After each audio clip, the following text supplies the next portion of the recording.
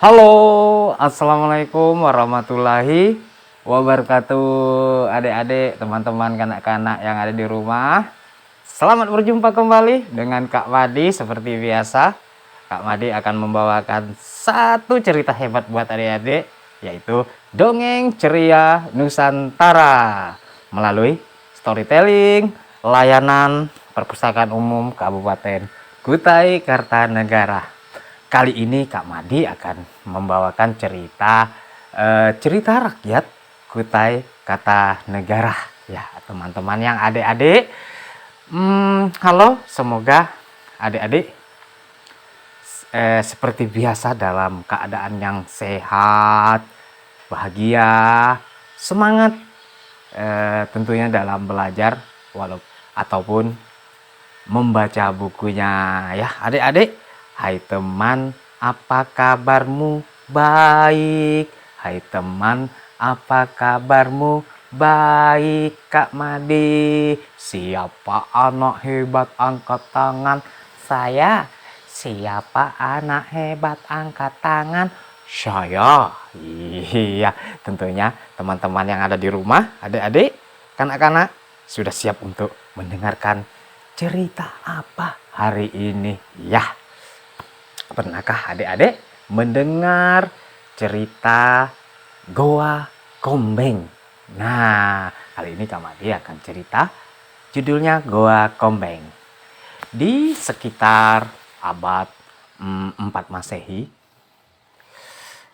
berdirilah ada suatu kerajaan Kutai Martadipura, di mana kerajaan ini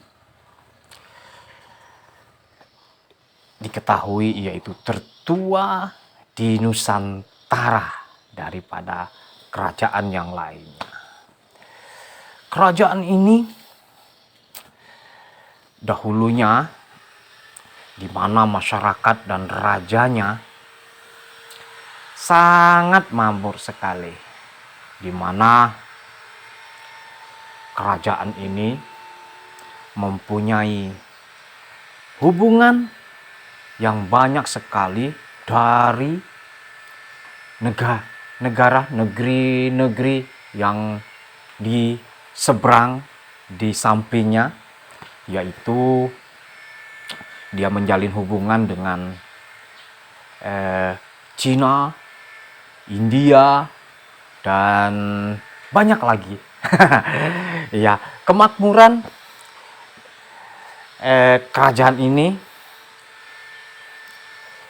sangat terkenal, masyarakatnya damai, hidup bahagia, di mana rajanya pun sangat berwibawa, yaitu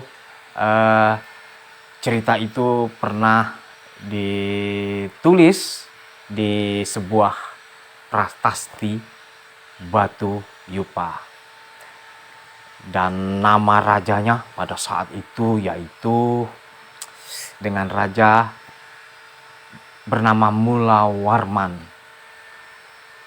seorang raja yang gagah sekali, baik kepada rakyatnya, dan mempunyai banyak harta, kekayaan, hingga sang raja tersebut pun di satu hari dia menyimpan semua barangnya di suatu tempat, yaitu Goa Kombeng. Nah, dan harta itu konon katanya untuk saat ini dulu tidak dapat diambil atau didatangi seorang siapapun. Pada waktu itu katanya itu tuhing, tidak boleh katanya bunyi orang Kutai sini. Hingga pada waktu itu berita menyimpan suatu kekayaan yang ada di dalam Goa Kombeng terdengar oleh seorang pangeran dari negeri Cina seberang. Pangeran dari negeri Cina ini pun berniat untuk mengambil sebuah harta yang ada di dalam Goa Kombeng tersebut. Sang pangeran pun bertekad untuk pergi. Seraya dia pun menyiapkan sebuah pasukan prajurit pilihan yang tangguh-tangguh untuk mendampinginya nanti tibanya di suatu daerah kerajaan Martadipura yaitu di Kalimantan Timur, Kutai Kartanegara. Hingga akhirnya sang pangeran Cina pun sudah bersiap dengan balada pasukan tentaranya yang kuat. Dia pun langsung pergi berangkat menggunakan sebuah kapal layar yang besar. Siapakah pangeran dari negeri Cina ini? Yaitu namanya adalah Lo Kong Bung Koi. Nah, Lo Kong Beng Koi ya. Dia pun berlayar mengarungi lautan karena negeri Cina ini sangat jauh. Dan akhirnya dia pun masuk di daerah Kalimantan Timur, yaitu daerah Kutai, Pantun, Sabintulung namanya. Nah, terus dia berlayar hingga dia hinggap dan menggunakan sebuah kapal dan meneruskan perjalanannya ke sebuah daerah yaitu Puan Cepak. Dan tibanya di sana, dia pun berkomunikasi kepada penduduk setempat. Dia menceritakan apa maksud tujuannya datang ke situ. Karena penduduk setempat memang tahu keberadaan sebuah gua Kombeng yang memiliki harta yang banyak. Seorang raja Martadipura Mulawarman. Mereka pun sangat paham kondisinya bahwa gua itu tidak bisa dikunjungi ataupun didatangi. Selebih lagi untuk mengambil sebuah harta yang di dalamnya. Kata mereka, itu tidak bisa dilakukan karena tuhing ndik kawa atau tidak boleh. Kata bahasa orang Kutai Kartanegara.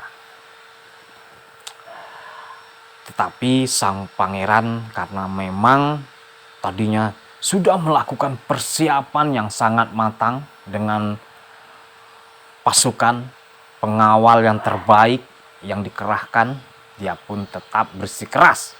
Aku harus masuk ke dalam goa itu. Aku akan mengambil semua harta yang ada di dalam situ. Hei pasukan, ayo kita berangkat. Akhirnya mereka pun meneruskan. Apa yang terjadi? Ternyata sang pangeran pun tiba di hadapan goa Kombeng. Pada saat itu dia pun masuk ke dalam. Hai pasukan, ayo kita masuk ke dalam. Hai. Pangeran negeri Cina, Longkong Beng Koi masuk ke dalam goa dan mengerahkan pasukannya mengambil semua harta-harta yang ada di dalam goa Kombeng tersebut. Bukan hanya harta mereka dapatkan, ternyata penduduk gadis-gadis yang ada di sekitar situ pun mereka angkut. Mahut kali pangeran Cina nih. Ya, mereka pun membawa segalanya. Ndik besisa harta dengan Anak gadis-gadis yang di penduduk itu pun angkut sida ke atas kapal. Teman-teman, adik-adik. Ya, akhirnya mereka pun berhasil ternyata naik semuanya di kapal mereka yang besar itu, yang dari negeri Cina. Hingga malamnya sang pangeran Cina, yaitu Lokong Beng Koi, karena keberhasilan ini, para prajuritku, aku akan mengadakan pesta yang sangat besar di kapal ini. Mari kita berpesta, nikmatilah apa hasil kerja kalian pada hari ini. Pasukan negeri Cina pada saat itu merayakan keberhasilan mereka dan berpesta pora, bernari-nari, meminum arak dan sebagainya dengan lantunan musik mereka. Meriah sekali di dalam kapal itu. Apa ndiknya? Habis itu, apa yang terjadi? Entah dari mana, yang tadinya gelap, datang hembusan angin yang sangat kencang. Dengan seketika, petir pun datang, melegar, bam! Dan hari pun semakin gelap. Angin pun semakin kencang. Hingga suasana ini tuh berubah seketika. Pangeran negeri Cina pun kebingungan. Apa yang terjadi? Ya, memang benar. Karena mereka sudah diperingatkan untuk mengambil satu harta di Gua Kombeng itu. Ndik kawa, tuhing bunyi orang situ.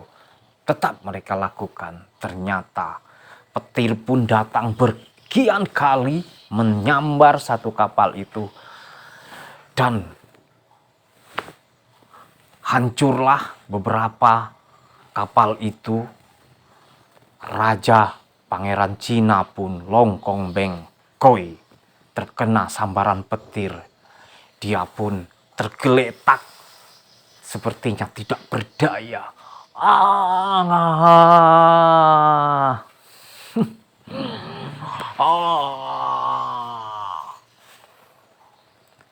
Pangeran Cina pun tergeletak. Sang pasukan prajuritnya pun kebingungan saat itu.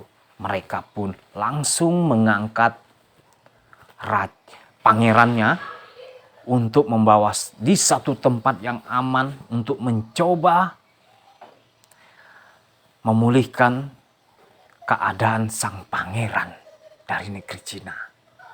Tapi apalah daya, sang pangeran negeri Cina menghembuskan napas terakhirnya. Akhirnya Lokong Beng Koi meninggal dunia, teman-teman, adik-adik. Hingga akhirnya Pangeran Cina pun dimakamkan, dikubur di depan percis Goa Kombeng.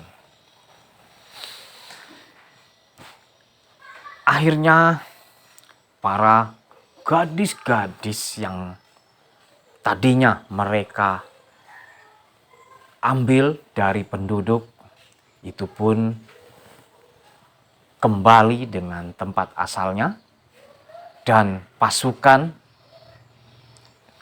dari negeri Cina pun kembali serentak untuk pulang ke tempatnya masing-masing.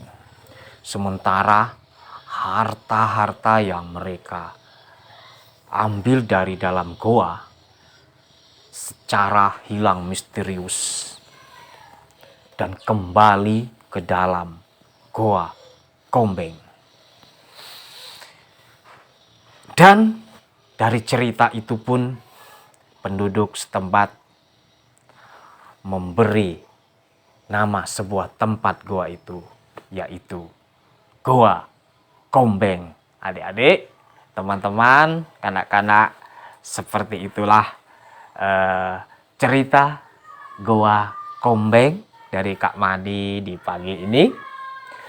Selamat berjumpa di cerita hebat Dongeng Ceria Nusantara selanjutnya bersama dengan Kak Madi. Sampai jumpa.